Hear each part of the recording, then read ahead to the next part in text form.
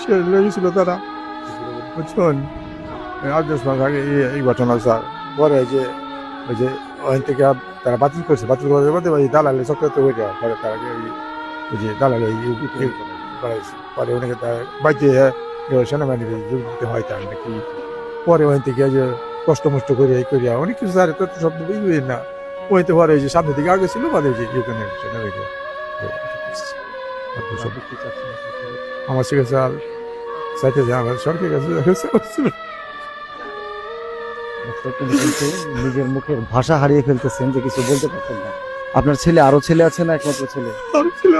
সুপ্রিয় দর্শক, ইতিমধ্যে আপনাদের সামনে এখন এমন একটি বিষয় তুলে ধরবো, আমাদের একজন বাংলাদেশি যে কিনা নিজের স্বপ্ন পূরণের জন্য সুদূর প্রবাসে পাড়ি জমিয়েছিলেন, কিন্তু সেখানে গিয়ে তিনি ভালো নেই। তিনি বর্তমানে স্থানীয় সূত্রে জানা গেছে একটি জেলে বদ্ধ অবস্থায় আছেন। আমরা এখন ভুক্তভোগীর পরিবারের সঙ্গে কথা